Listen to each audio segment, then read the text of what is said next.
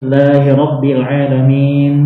Nahmaduhu wa nasta'inuhu wa nastaghfiruh wa na'udzu billahi min syururi anfusina wa min sayyiati a'malina. May yahdihillahu fala mudhillalah wa may yudlil fala hadiyalah. Pada pagi hari yang berbahagia ini, insyaallah kita akan membawakan judul pelajaran daripada ibadah kurban. Ibadah kurban ini terjadinya adalah ketika pada kisah Nabi Ibrahim alaihissalam dengan Nabi Ismail alaihissalam. Akan tetapi pada dasarnya ibadah kurban ini sudah dilakukan sejak zaman Nabi Adam alaihissalam. Nah, akan tetapi syariatnya yang pertama kali untuk dilakukan adalah pada zaman Nabi Ibrahim alaihissalam, yaitu di mana Nabi Ibrahim alaihissalam mendapat ujian dari Allah Subhanahu wa taala. Nabi Ibrahim sangat banyak ujian yang diberikan kepada Nabi Ibrahim alaihissalam. Yang pertama yaitu ketika Nabi Ibrahim alaihissalam susah untuk mendapatkan keturunan dari Allah Subhanahu wa taala. Lalu kemudian Nabi Ibrahim alaihissalam menikah dengan budaknya, yaitu dengan Hajar alaihassalam. Hajar alaihassalam. Nah, dari Nabi Ibrahim dan Hajar alaihassalam maka lahirlah seorang anak yang bernama Nabi Ismail alaihissalam. Nah, ketika Nabi Ibrahim alaihissalam mendapatkan seorang anak, yaitu Nabi Ismail alaihissalam, lalu kemudian Allah Subhanahu wa taala memerintahkan kepada Nabi Ibrahim dan Hajar kemudian dan anaknya Nabi Ismail alaihissalam untuk meninggalkan kota mereka. Artinya untuk berhijrah ke tempat yang lain. Di mana kita ketahui bahwasanya Nabi Ibrahim alaihissalam ini adalah berasal dari Palestina. Berasal dari Palestina. Lalu kemudian Allah Subhanahu wa taala memerintahkan kepada Nabi Ibrahim alaihissalam untuk meninggalkan kota Palestina menuju ke Makkah Al-Mukarramah. Lalu kemudian ketika sampai di kota Makkah Al-Mukarramah, Allah Subhanahu wa taala memerintahkan kepada Nabi Ibrahim alaihissalam yaitu untuk meninggalkan istrinya Hajar dan anaknya Nabi Ismail. Nah, jadi Nabi Ibrahim diperintahkan oleh Allah Subhanahu wa taala untuk balik arah, maksudnya tadinya sudah sampai ke kota Mekah, waktu itu belum ada disebut kota Mekah, tapi disebut dengan Bibak kata Mubarakah. Bibak kata Mubarakah. Nah, Mekah, jadi Bibak kata Mubarakah itu maksudnya adalah kota Mekah. Nah, jadi ketika sampai di situ, Allah Subhanahu wa taala memerintahkan kepada Nabi Ibrahim alaihissalam untuk meninggalkan kota Mekah. Lalu kemudian Hajar alaihissalam dengan anaknya yang masih kecil Nabi Ismail alaihissalam bingung dengan perkataan Nabi Ibrahim alaihissalam bahwasanya Nabi Ibrahim akan meninggalkan mereka di lembah yang tidak ada apa-apa. Waktu itu Mekah itu tidak ada apa-apa, tidak ada pohon, tidak ada air, kemudian tidak ada hewan, tidak ada manusia, tidak ada satupun yang ada di tempat itu. Hanya istri Nabi Ibrahim alaihissalam, yaitu Siti Hajar dan anaknya Nabi Ismail alaihissalam. Nah, lalu kemudian dari kisah ini, Siti Hajar tidak menanyakan apa-apa kepada Nabi Ibrahim alaihissalam. Nah, dari sini dapat kita ambil pelajaran bahwasanya ketika seorang istri dimintai oleh suami, maka istri ini taat kepada suaminya. Taat kepada suami dengan alasan apa? Dengan alasan lillahi ta'ala, dengan alasan karena Allah Subhanahu wa taala. Siti Hajar bertanya kepada Nabi Ibrahim alaihissalam, "Wahai Ibrahim, kenapa ditinggalkan kami berdua di lembah yang gersang ini, yang tidak ada apa-apanya, tidak ada manusia, tidak ada hewan, tidak ada air, tidak ada ciri-ciri kehidupan di lembah tersebut?" Lalu kemudian Nabi Ibrahim alaihissalam hanya menjawab, iya, ini adalah perintah dari Allah Subhanahu wa taala. Nah, lalu kemudian Siti Hajar alaihissalam yang menjawab, lan yudi'anallah. Lan yudi'anallah.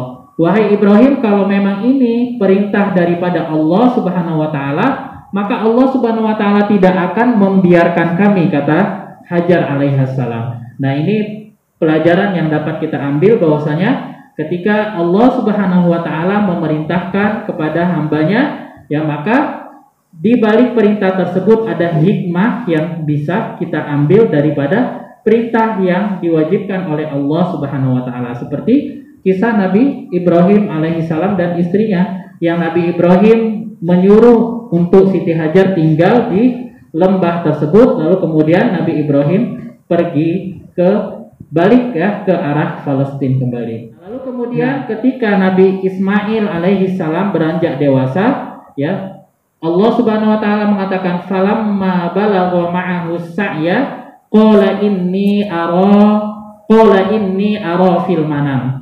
Ya, Nabi Ibrahim alaihissalam mengatakan kepada anaknya Nabi Ismail alaihissalam bahwasanya setelah Nabi Ismail alaihissalam beranjak dewasa, Nabi Ibrahim mengatakan, qala inni ara fil manam. Sesungguhnya aku melihat, ya, sesungguhnya aku bermimpi, kata Nabi Ibrahim alaihissalam, anni azbahuk, bahwasanya aku akan menyembelihmu.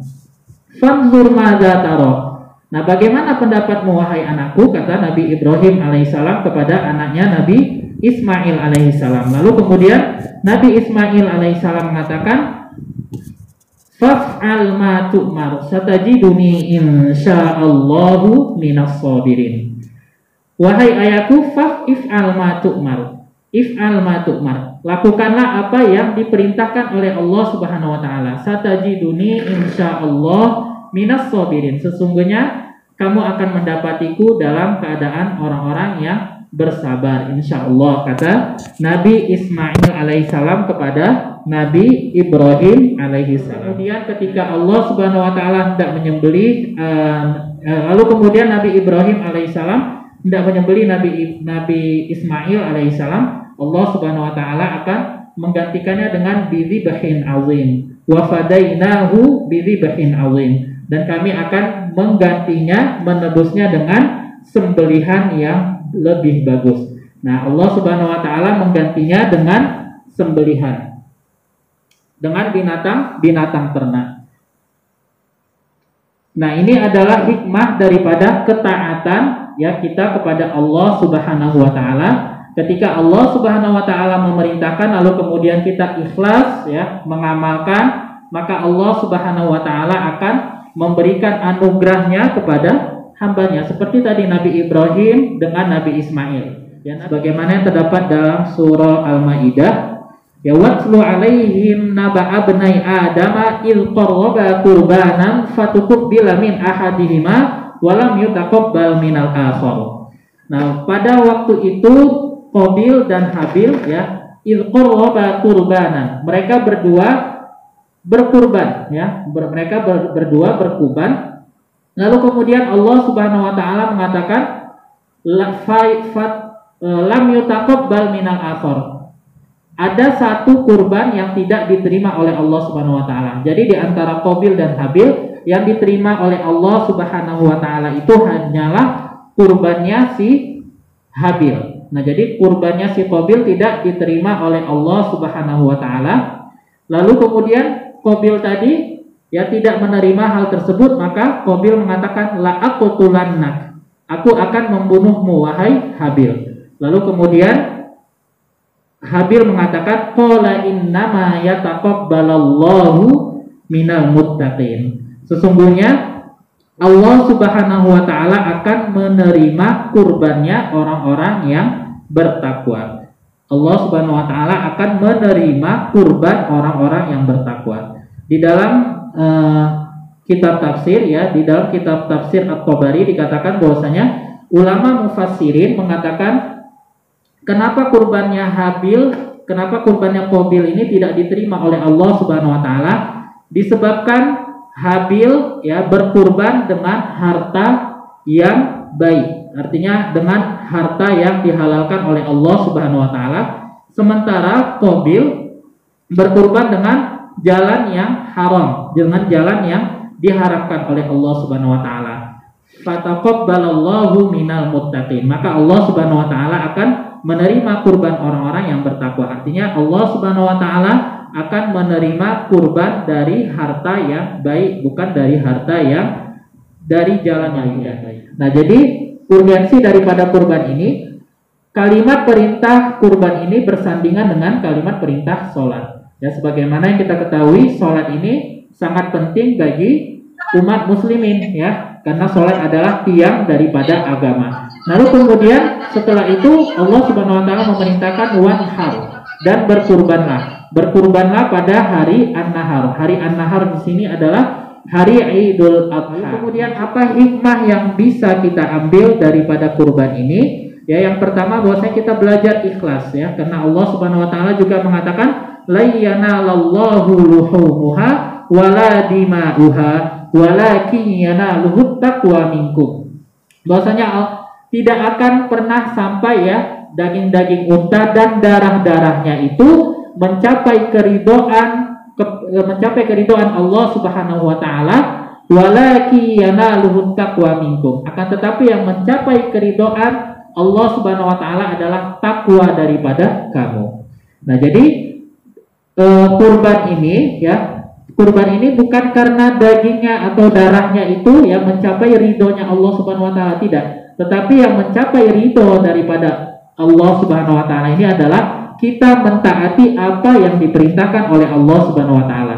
Allah Subhanahu wa taala menyuruh kita untuk berkurban, ya, lalu kita melaksanakan kurban.